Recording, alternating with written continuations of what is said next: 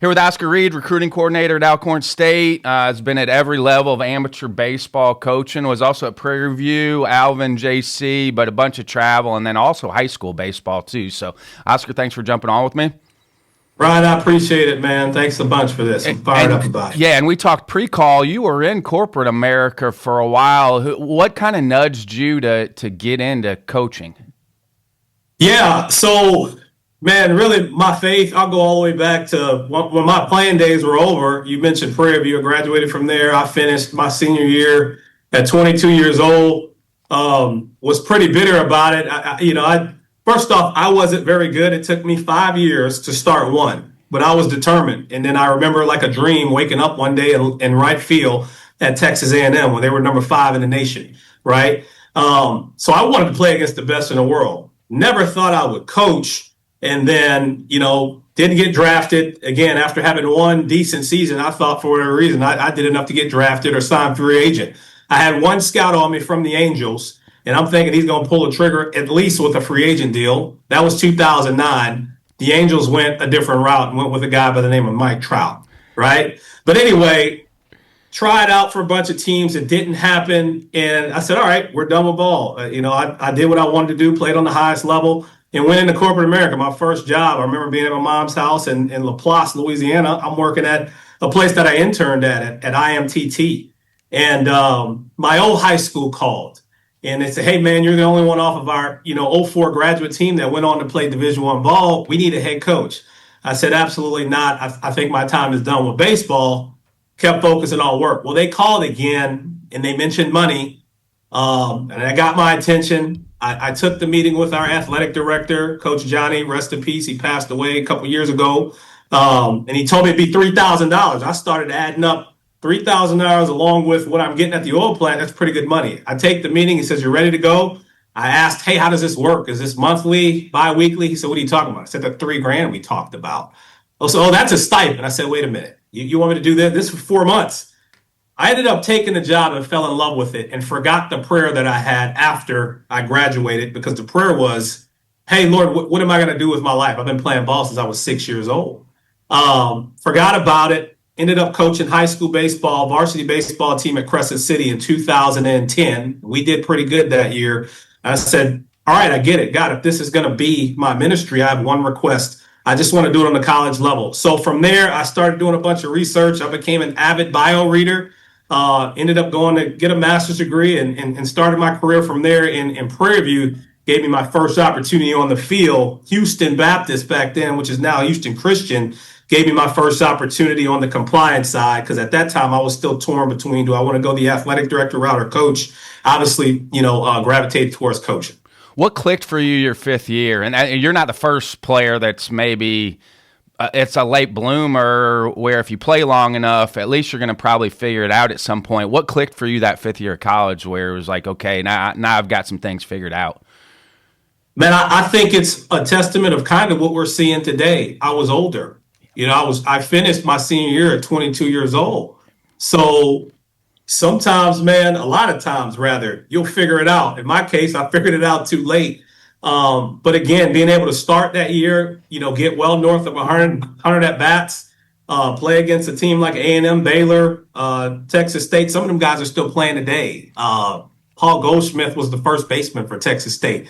Matt Carpenter was the third baseman at TCU. I can go on and on. But what clicked, I think, just being older and just all that work from 6 years old. And I had a ton of coaches, man. I can't rattle them off all right now. But my high school coach, Coach Steve Saravalo, just being around a lot of people listening and putting in the work, eventually it's going to click for you. Those that are God gifted, some of those guys already have it. And then along with work, that's why they make it to the next level. But as far as me, I just think being older, along with the work that was put in. And it seems like with your resume, you've worked a bunch of different jobs also outside of baseball to kind of make this whole thing work for yourself. Yeah, which was confusing in the beginning. I'll share a short story with you. I don't want to be long-winded, but, there was one point in my career to where as I got out of baseball for a few years. I think that's what you're alluding to. It was after I left Leesville High School, and I had some college opportunities on the table. I'll never forget getting a call, being in Leesville. My fiance at the time, now wife, I put it on speaker because we've been waiting for this call. We went high school, but we knew at some point we were going to go back college. That was the mission before we started dating. That's the first thing I asked her. Hey, are you willing to take this ride? That's very important to have your significant other understand our industry. You already know that. But we got some calls. I said, hey, listen, regardless of what happens here, I know how this works, and I pray we get it. I'm moving my family back to Houston. But we did have 2 opportunities on the table after leaving Leesville that fell through. And then my worst fear came to fruition. I had to dust off the old resume. But again, being a believer, man, God really works in mysterious ways. I know that's a phrase, but I got to live it because going back into corporate America for the time I did, I still have relationships with those prominent companies in Houston that I'm going to use and leverage right here at Alcorn for our student athletes. Same thing I did at Alvin. Actually had the CEO for Richard Wayne and Roberts down at Alvin, on a Zoom call. So those relationships that was built are going to help us today. Also, more important than the relationships, this is how God, I knew he had my family in mind. Without spending time in corporate America, being away from college ball, there's no way I'm able to afford to purchase my family our first home. By doing that, we're pretty set up in that area. And now we got another opportunity to kind of finish what we both started, my wife and I, and being on this journey, to working and coaching on Division I ball. With that conversation with her, because this happens a lot, because I think you got to have that conversation with your significant other, but until you actually get into it, you really don't know what it entails. How was that process in the beginning for y'all? Everybody has a plan until you get punched in the mouth, right? So going back to being in my childhood room at my mom's house after getting the bachelor's degree and trying to figure out life, right? After I got off my knees and prayed and then realized this is going to be my ministry after working at Crescent City Baptist, which is now Crescent City Christian School in Metairie, Louisiana, I did research. Man, I became an avid bio reader because, look, I just read the best in the world's bio, and that's the cheat sheet for younger coaches. I'm not a guru. This is what I did. And I got the answers to the test on how to navigate and put myself in position to being a coach. Now, through that research, Ryan, one thing that stuck out to me, I was going to be poor for a while. I didn't get into this industry for the money. I think we all know that. And just the faith, again, got me through it. And I'm just thankful to even be back on this level. You're not guaranteed. And in my position, Coach Hardy could have called 100 different coaches, for him to call me and the power of social media. We kept up with each other over the years. I'm thankful to be here. But to get back to the original question, man, reading bios, fielding some phone calls. The ABCA has been huge in my development and my positioning as a coach as well too. So all those things combined. But also the benefit of you working on the amateur side with high school and travel, you kind of understand the recruiting landscape a little bit more there too, because you've been on that side of it as well, trying to help kids get to the next level. No doubt. Again, doing high school, we have our plan and then God has his and he laughs, right? My plan was to never, after leaving Crescent City, to be a high school head coach. And I'm so thankful for that opportunity at Leesville. Listen, coaching on that team, I got to meet Jonathan Harmon as a sophomore who won our MVC award his sophomore and junior year. Jonathan Harmon pitches for the Cincinnati Reds today in their minor league organization, right? You just knew he was a guy. And I take no credit for his development. He's one of them dudes you just get out of the way and don't screw it up. That was my job with Harmon, right? I remember texting Mike Partita his junior year saying, this is going to be a guy, put him on your board. Fast forward about 4 or 5 years later, while I'm in corporate America, I'm watching the draft because, again, we're baseball avids, right? Jonathan Harmon gets drafted 13th round. I text Partita, is this your guy? Yeah, man, I remember. So he followed him all the way to Northwestern. There's another guy that stands out from Leesville, Caleb Westfall. Well, I looked up one day, Caleb Westfall is on LSU's staff. He's now on South Carolina staff. So, man, high school taught me a lot. And here's another good point with high school. There are some outstanding coaches on that level and then the select ball level. One thing that I learned was the titles being on whatever level, they're all important, right? But there's some select ball coaches that will coach a high school coach and a college coach underneath the table, respectfully. There's high school coaches that could coach on this college level. College is difficult to get in for a multitude of different reasons, but being able to coach on the select ball level, high school level, junior college level, which is in the Division I level, man, that helps in so many areas, especially recruiting and obviously relationships. And there's a lot of art to the recruiting process, being able to project kids out. What are some of the things that you're looking at now? Because it's so different now at the Division I level, especially with where you're getting kids from, pulling kids from, with the transfer portal, with amateur kids. How are you kind of projecting kids out to maybe be a fit for you at Alcorn?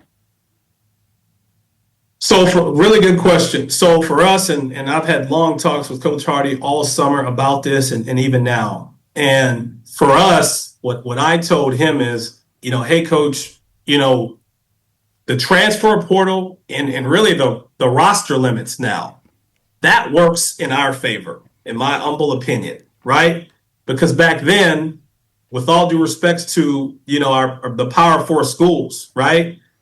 There was a time to where you could hide and hoard players. That day is no longer. So what that means is the guys that sit the bench and don't get at bats at the bigger schools, they're going to transfer out, right? That benefits the student. That also benefits the mid-majors like us at Alcorn State. So, we just had a talk the other day with Coach Hardy and had a smirk on his face. And I know he believes it, but I said, Coach, you brought me in here. I've always just recruited anybody. I didn't care if LSU, Oklahoma, whoever was on the list, knowing that there's a good shot that we don't get them, but you never know where somebody's going to be a year or two down the line. And in today's age, especially sitting in that seat as a recruiting coordinator at Alvin, I got to see a lot. Man, between the end of October and early December, I would probably talk to between 25 and 50 players that are released, and they're going junior college, right? So I've always been a person who is I'm going to shoot my shot at whoever. It's a numbers game, and that's probably the corporate America sales side of me. Make the call. The no's hurt a little bit. Getting ghosted hurts a little bit, but that's the worst thing that's going to happen. They don't respond or they say no, but you miss 100% of the shots that you don't take. You've heard that before. So for us, I think it's going to work in our favor. Again, just talking about it yesterday about getting on the recruiting trail. It's about really establishing that relationship. I was listening to something the other day, Coach Fran Brown with Syracuse. His quarterback now was a guy that ghosted him back then when he was a recruiting coordinator or something at Rutgers. And they joke about it today. Hey, you're answering the phone now because I'm at Rutgers, or when he was at Georgia. So long story short, it works in our favor if you put the work in and just build a relationship. And I think the benefit of you being in high school and travel side is you've had to coach multiple positions too, because you look at your resume, you have a background in coaching just about everything on the field. And still learning, right? So I've handled pitching for quite some time now, but obviously as a head coach, you need to, have a wide scope of the game. And certainly way back when I was a head coach, I credit a lot to the staff that we had. There's no way you can do all this yourself, but being diverse in that space and even select ball has really helped. You want to see how good you are as a coach, as an assistant coach, a young coach. I can't stress enough how important, if you get to run the show and be a head coach anywhere, cut your teeth, that's going to help to develop you and discover who you are as a coach. I believe if you're an assistant coach for so long, you're going to start to mimic who you're around. And then when it's your time to lead, you don't know who you are and you're learning on the job. The players bet not find that out. But just being on all those different levels, that helped to develop me as a coach. But still to this day, Coach Hardy and I'll have dinner every night and I'm just listening. What's so impressive about Coach Hardy, who's been around this game for 20 plus years, just his appreciation for the cerebral part of the game is second to none. So being a student of the game, even till this day, I'm the furthest thing from a guru. That's the beauty of this game, man. You can never not learn something new, and that's where I'm at with it. With being at a new place, where's the first place you're starting with the players? Yeah, so still getting to know some of the position guys. I'm getting better with it. I told them the first 2 weeks, I'm going to screw your name up. The pitchers, I got it. It only took me a week because I see them every day. Meetings, we're working. We're in indie ball right now. And yesterday, still being in individuals, was our first intent day where Coach raised his voice, and it got guys out. We had a lot of deer in the headlights. Like, whoa, who is this guy? Yeah, it's no longer the recruiter anymore. So, man, just recognizing guys right now. But I'll tell you this: we're older, and again, it's the beginning, man. We're getting after it. We know that we have an uphill battle, but the guys that we brought in, man, they're all like-minded. We're all like-minded. Not one time have I ever heard someone talk about what we don't have. These guys all wanted to be on the Division I level. They're here now, which again is not an easy task. I talked to them about just the other day about there's some really good players that aren't playing D1 right now because I guess they thought that they would have so many different offers from these different schools. They're playing lower levels. Some guys aren't even playing. They're taking a gap year because over this summer, you know what it was. It was kind of the goalposts were moving. It was new rules. It was, really get in where you fit in. And some guys, man, aren't even playing right now. So to be on a Division I program, be in one right now is huge. And I'm fired up about the guys that we have right now. But we got a lot of work ahead of us. Are you playing outside competition this fall? You playing outside? We have 2 junior colleges on the schedule, 2 JUCOs. So when do those games start for you all?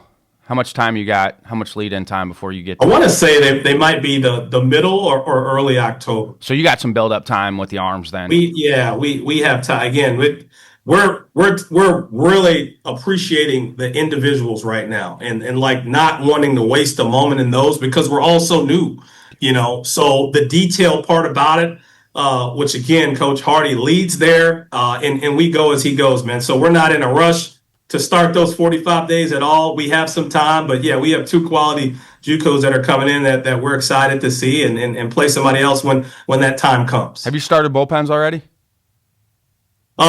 Like small ones. It's all light work right now. Like right now is really a build up. We're not even in pitch design right now. I'm gonna tell you the focus right now is how many strikes can we throw competitively, right? So we're not gonna get into the detailed part of it with pitch design and how we're gonna pitch in a game, probably until mid-September, something like that, when our team starts. Because the focus again, you got to prove to me you can throw strikes. That is the part that we have to nail right there. Cutting down walks, keeping us in the game. If they get on, they got to earn it. You kind of have a 30,000-foot view since you've been at a bunch of different levels. I mean, is the development plan much different? Say a travel side, high school side, college side. Is the development plan much different?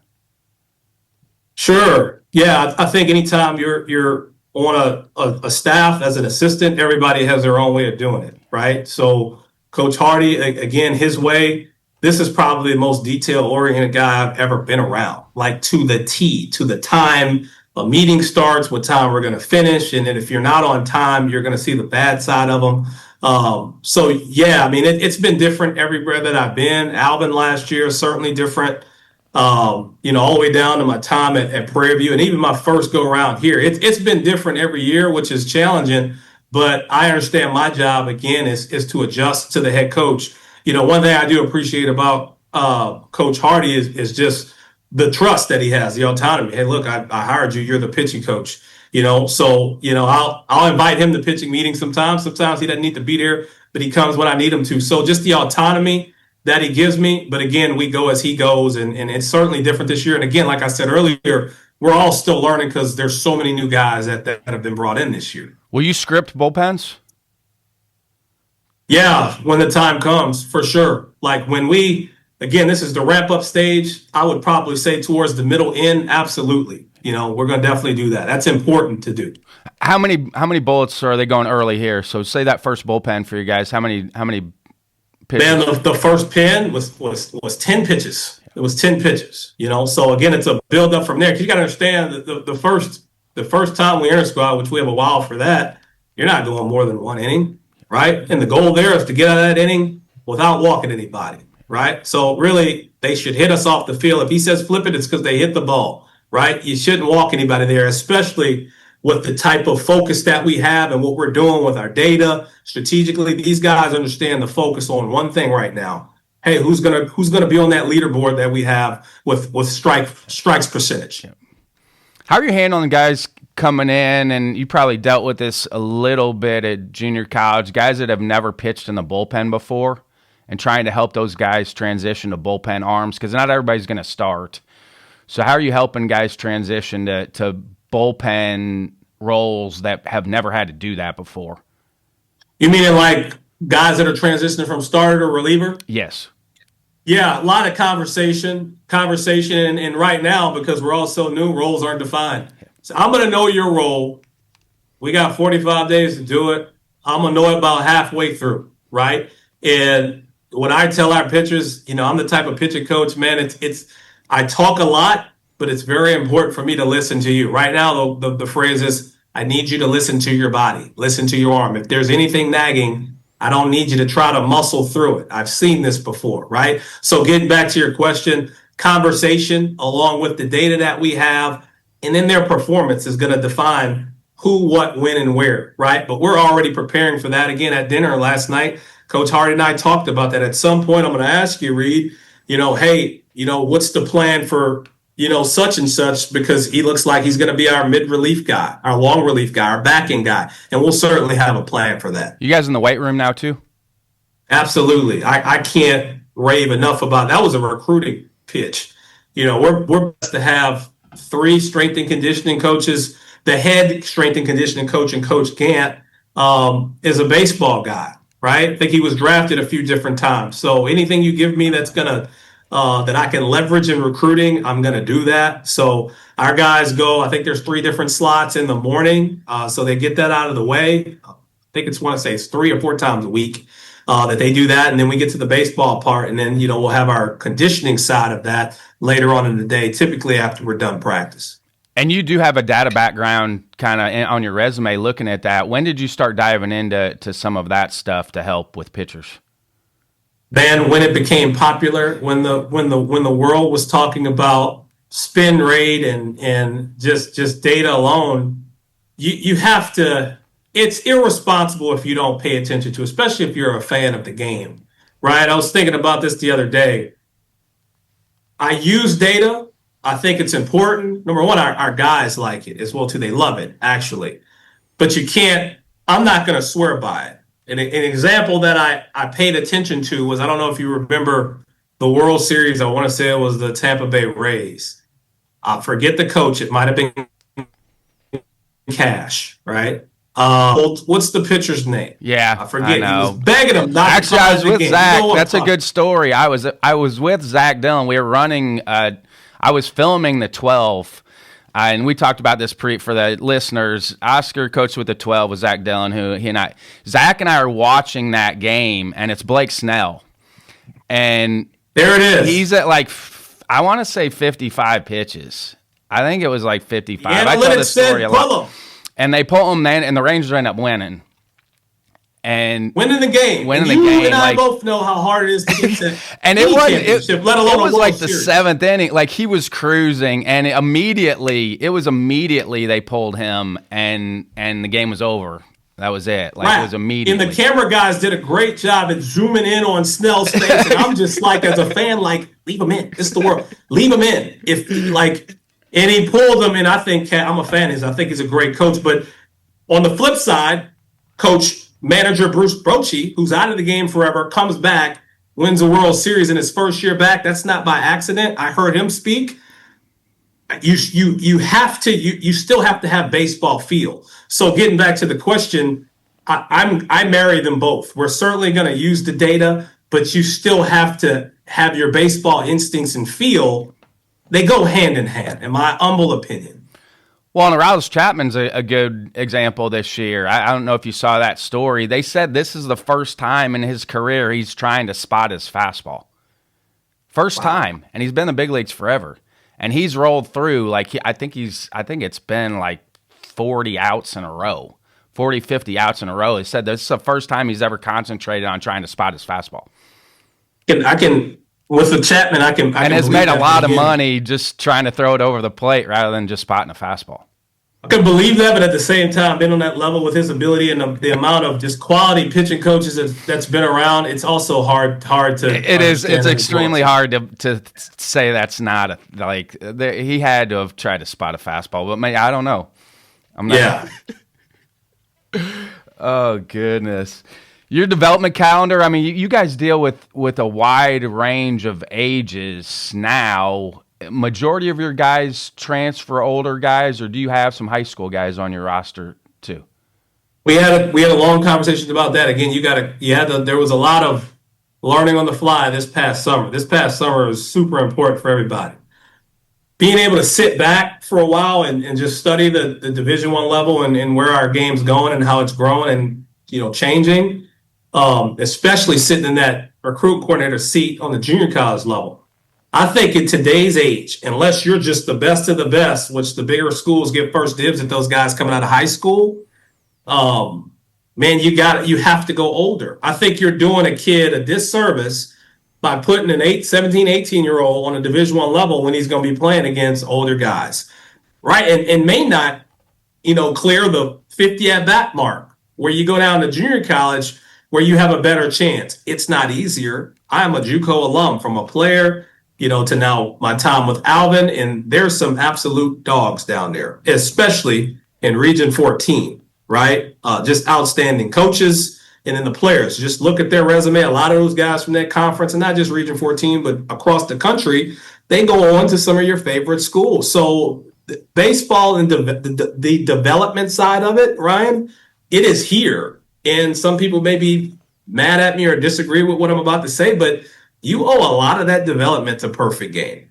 Yep. I don't care what you say, but now you're seeing more and more guys throw 100. That ain't by happenstance. They are playing year-round ball. They are paying more attention to taking care of their arms. But, again, the younger player, we're going after older guys because we have to, right? You have to win on this level, as you already know. And like I stated earlier in our conversation, because of the portal and the roster limits, you have a shot at whoever, because there can only be 36, 38 guys. I know you got the DFA rule now, but there is a limit, which means there's more talent that's accessible to us and everybody else that wants to try. And you talked about kind of holding off pitch design. When will you start pitch design with the pitchers? Probably the middle of the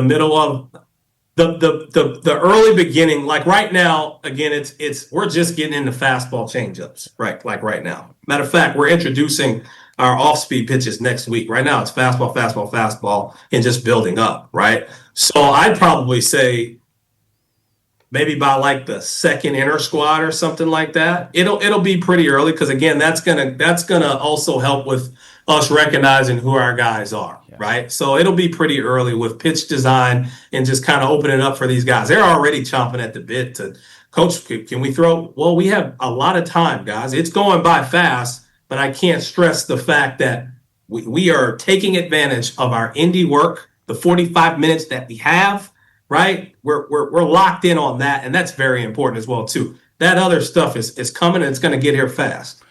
And their stuff will dictate their roles too. Oh, no doubt about it. And that's where you have to start to get into some of their other pitchers at times too, especially once you start facing batters, because that's going to define their roles too, what their stuff is.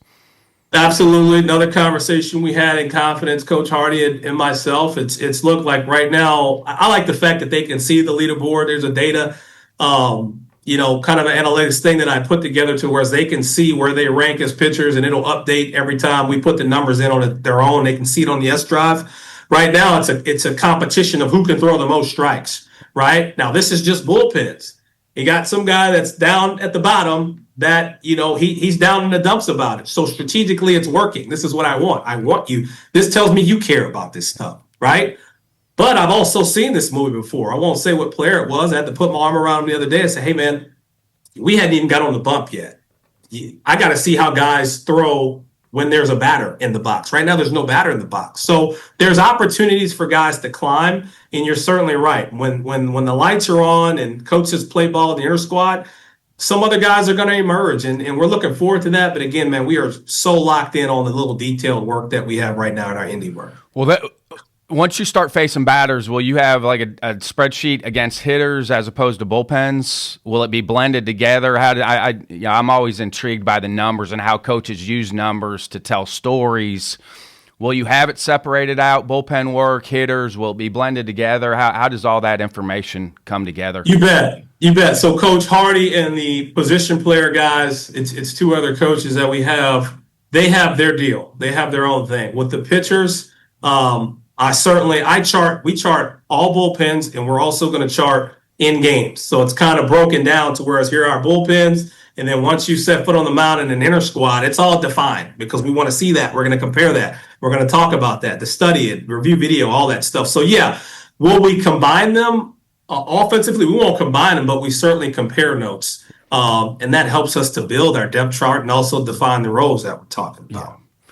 Because that's always intriguing to me because we've seen it with hitters and pitchers. You might have a guy lighted up in the bullpen, and then when they start to face somebody else, they can't get anybody out. Or same thing with hitters. They might tear it up in the cage, but once they start having to make swing decisions, it doesn't always work for guys on the field.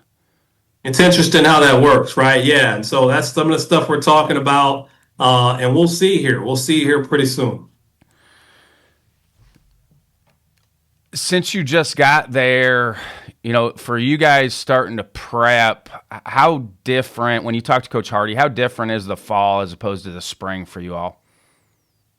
Well, this being my first time working with Coach Hardy, that's still a question mark in terms of the spring.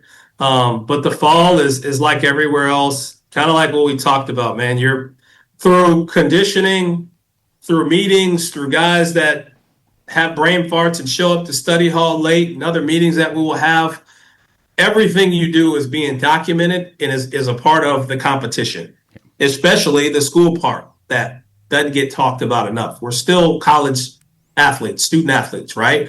So everything you do is being documented and will be talked about when defining who's going to be in the starting nine, who are the guys that are competing? Because, again, no roster I've never seen is going to stay the same. That conversation will be had. But in terms of, will things be different in the spring? Sure. And during the winter break, when guys are on their own, they'll go home with, their packet of things that we want them to do, combined with what, when we get back, it's no longer trying to figure out who the guys are. Listen, you have 45 days plus your indie work to win a job. So I think that's across the board. That doesn't change anywhere. But once we get back from the winter break, you already know who the guys are. Now it's preparing for your season, and winning games. What are you guys using for pitch calling? There's some, I don't want to reveal that part yet, but we're going to use some type of electronic system. I don't really want to give that out, but I think, in this day and age, man, with how smart players are and even coaching staffs, I was talking to one of my buddies the other day, at another university I won't mention. Some of these guys assign guys to steal signs, or you certainly, and part of the game is, which it's a part of the game at second base, if you still are putting fingers down, I think you're subjectable of, putting your pitcher in a bad spot. So I don't know if you can do that in this day and age because guys are so smart. And technology as well too. So we're going to utilize a form of technology, and I appreciate it because it speeds up the game. Yep. You have the 20-second pitch clock.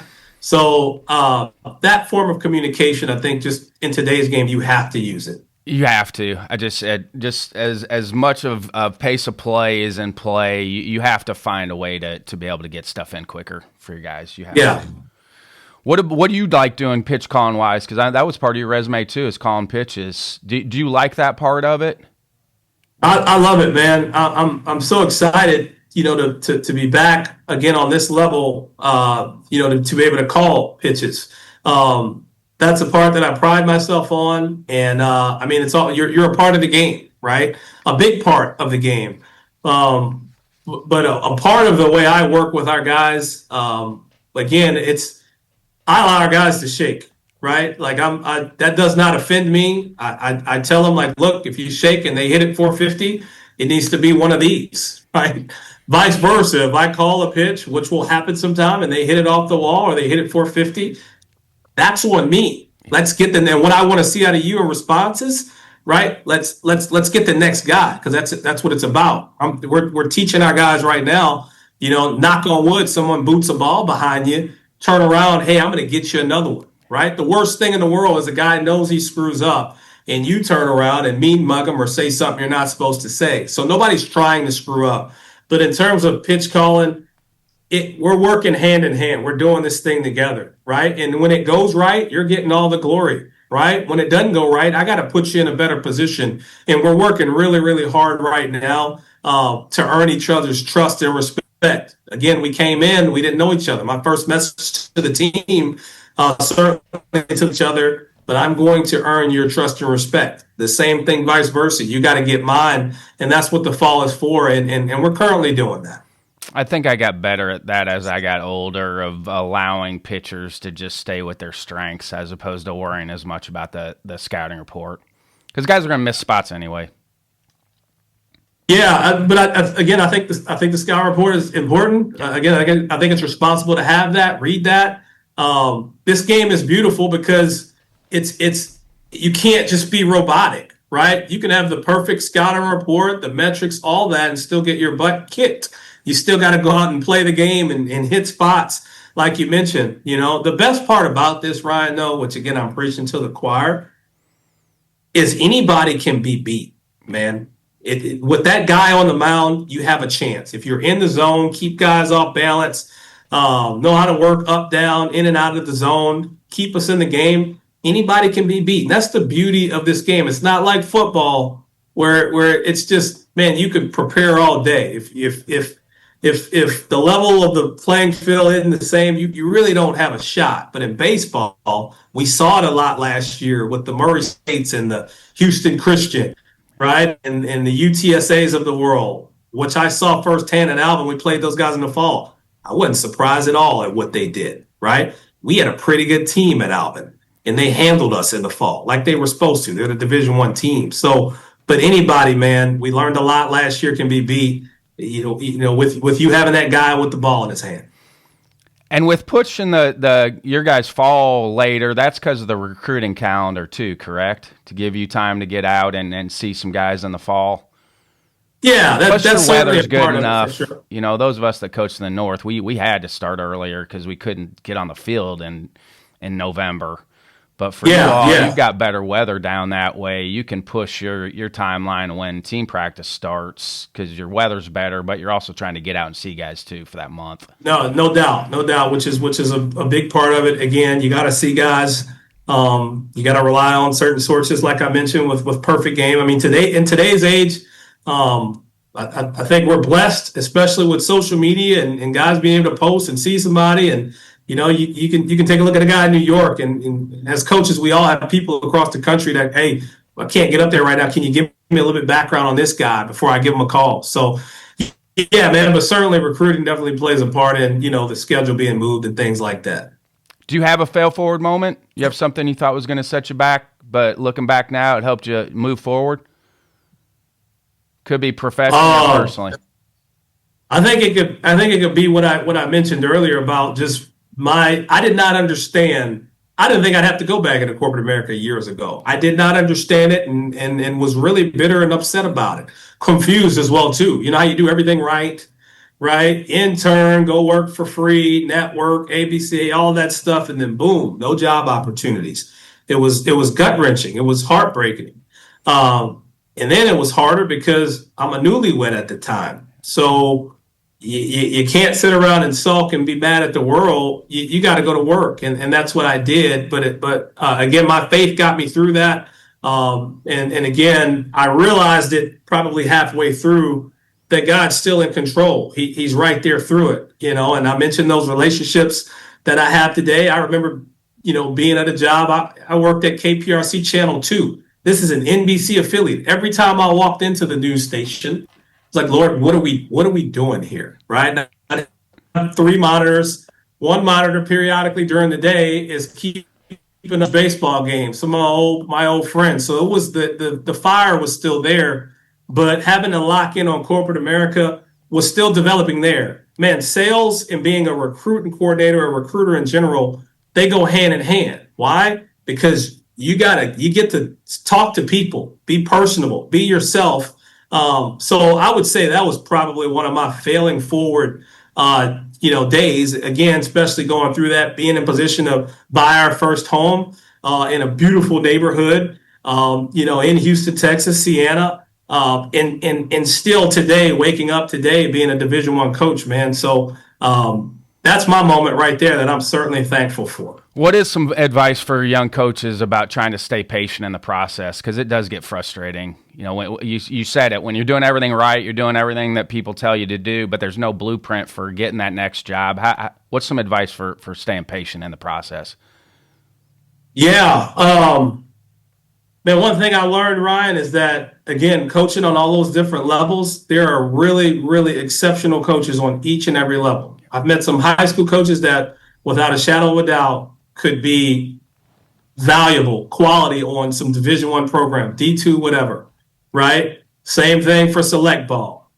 I think it boils down to what your purpose is and what God has in the cards for you. My prayer a lot is, God, what is your plan, not mine?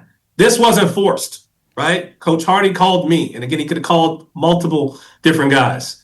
So the things that have happened in my career, it was clear Christ had his hand on it, right? So my advice to any coach, younger, in the game, you can work your butt off. If it's not in the cards for you, it may not happen, and you can do everything right? Or it may not happen when you want it, but it'll happen. And I'm a living testament of that. So I think in whatever we do in life, trust God that he has you, whether that's corporate America, coaching, whatever it is that you do, there's a plan for you, and be excited about it and understand the responsibility of it, right? Because at the end of the day, I made a deal with God. Whatever group you put in front of me, they're going to know, right, who you are. I don't force Christianity on anybody, not doing that. That's not how it's designed, right? But I'll try to, you're going to know, what the belief is and who he is and that he loves you. So whatever it is that you're doing, man, you certainly got a network. Your credibility is important, right? Work ethic, because in this small fraternity in the baseball world, you and I know coaches talk. They're going to call around before, they bring you into your camp. Social media is important. I think that's a gift and a curse. You have to be careful there. Here's one big one that's not talked about enough. If you're looking to break in, work camps, whether it be junior college camps, Division I, Division II. You never know where a coach is going to be the next year. And whatever level you're on, whether you're a volunteer coach or an analytics guy, whatever, give it your all, because, again, coaches move around every year. And you may be a walking resume or a phone call away from just breaking through. How can we help minority coaches get more opportunities? Because it is such a small community, and I think some of it's just getting people in the right rooms too sometimes. Man, to be honest with you, with all due respect, I think that's a better question for somebody that doesn't look like me. I don't see color. I know that there's an issue there that needs to be talked about more. What I would like to see, in the diversity rooms in the ABCA, I would like to see more guys that don't look like me. We talk about that, together, right? I think the ABCA is doing an amazing job there, but I think together, we need to talk and come up with a plan there. And then I've been seeing movement as well, too. But really, for anybody, black, white, Hispanic, Japanese, it doesn't matter. If you want something, go get in position to do it. Again, being a serial bio reader, when I came up, I knew how challenging this was. But I'm going to tell you what, baseball prepared me for the game of life for real. If I paid attention to the numbers of your chances of playing D1 ball, especially me coming out of high school, they were probably -0 something. I wouldn't have made it if I'd have paid attention to the numbers. Landing a job in Houston at Richard Wayne and Roberts or Channel 2, NBC, right? Being a college coach today, if you pay attention to those numbers, you're already defeated, man. So I would just say put your head down. If it's something that you want, this is America. You can really do anything if you just go after it. You got to bet on yourself. You have to bet on yourself. Bet on yourself and just go after it. It can happen. And be willing in this industry. Just be willing to be broke for a little bit. It ain't about the money. You can get there, but, anything's possible, man, in this country. I wholeheartedly believe that. But I think if we continue to do what you guys are doing, I'd love to be a part of it any way I can help. Because, again, I see it, but I don't see color. I see people, right? But there is an issue there because you can probably count on two hands how many coaches there are on the Division I level as assistants that look like me. That is an issue. Yep. Let's just call a spade a spade. Yep. Head coaches, you might be able to count on one hand. I'm talking outside of the SWAC too. Yep. Okay. But I think that there is, I think people want to help. I think we want to fix that. And that just starts with a conversation and action, which I see is being done now. You talked about going into the 12 the first time. You didn't really know Zach, and you said, well, this guy's been at Division I or been around it. What stuck out about Zach Dillon and kind of how he had things laid out with the 12? Yeah, so, again, I remember walking into a room at the 12's facility to meet Zach, and it was just set up like a Division I program. I mean, you had some of the guys that have went first round recently that you didn't know about then. They're there now in the league, or in the minors rather. All these guys, and his handwriting is outstanding, right? Being at that time a former college baseball coach, it gave me a flashback. This is what it looks like. This don't look like select ball. So I knew without a shadow of a doubt either Zach's been there or he's going to be there soon enough. And the thing about Zach that stuck out, man, he didn't talk about that. When you talk about somebody being where their feet are, he was locked in on the 12 and did an outstanding job from what I saw with the 12, man. And, now he's over at Baylor. Looks like he's doing a really good job. We talk seldomly, but, you could just tell that guy was He had just left Mississippi State. That's the thing. He had just been the ops guy, and Mississippi State had a role. And Steve Cohen was still there as the head coach before he took the AD job. So he had kind of he'd been at Iowa, he'd been at Baylor, he'd been back at Iowa, then he was at Mississippi State. And so he kind of had a feel for how different, programs had run things. But then I had been in that room too when we went and filmed there. I had actually walked in that room and saw the board. And you could just tell that he was going to be able to get things going just because he had everything laid out. And he even said that. He goes, I want this to feel like a Division I program, but also then our guys that do get an opportunity to go to that level have an understanding of what a Division I program looks like. And I like the fact that there's different development. That's unheard of now, really, with parents and players because they don't want to hear it, but they need to hear it. Like, okay, here's the best team for your son to play on at this point in his development plan. If they're an elite player, then yes, this is going to be the elite team. But he also understood that not everybody's going to get that opportunity to go to a Division I school, so you need to put those guys together too from a development. So then schools that are at other levels, okay, this might be a group that you want to go see because you're not going to get ghosted by this group. And I think Zach did a really good job of communicating with the players and the parents in the 12 program about, like, this is what it looks like. And if you do want to go play college baseball somewhere, you're going to have to compete to get on the field at those places too. No, you just nailed it. There was a story that came to mind as you talked. He was the GM, so at the time working with the 12, and I didn't know the backstory about Mississippi State. Again, I'm a corporate America guy, didn't even really want to coach there. But again, they got my attention. I'm so glad I did. I remember us doing the workouts to figure out who's going to be on one team, and I had a kid by the name of Braylon Payne on my team. He stuck out like a sore thumb, and Zach quickly said, yeah, he's not going to be with you long. He's going to be on this team. Braylon Payne ended up going first round recently, I think last year or 2 years ago, something like that. But I remember coaching on the team with the 12. We went to New Mexico. Every time I had a parent issue, because I get screamed at a lot about the parents. The 12, it's a pretty penny to pay, but it's worth it, right? Zach would handle that, right? And he was just really good at working with the parent. When you sit in that seat, you're going to have to be transparent with parents, just like he said. Another organization that does a really good job at an opportunity to work with is the Houston Wildcatters, right? And their general manager and high school director, they're doing an outstanding job over there as well, too, man. So, again, I credit a lot to Select Baseball. It's needed, especially for college coaches. I can't tell you enough about just how important Select Baseball is because all the talent's in one area.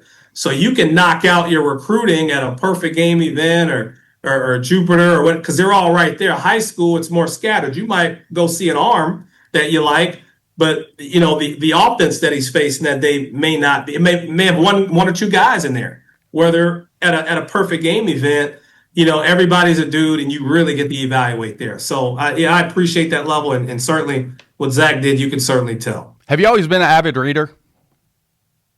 I actually am a skimmer, man. I do not. I probably somewhere in here I have photographic ADD somewhere. No, not photographic. When I get to reading a lot of stuff, I'm thinking about other things. So it's kind of like skimming.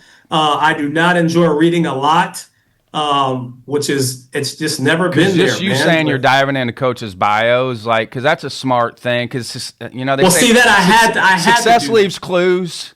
And I think that's a good point for people trying to get into this thing too, is pay attention to the people that maybe you want to be in their position at some point, and see yourself in those positions, and what are the characteristics of the people and the professions or things that you want to be, or at the highest levels, and pay attention to the things that they do and the characteristics that they have. And not that you have to copy everything, but if you do want to be in those positions, then there are certain criteria that come with being in those positions. So you need to pay attention to those things.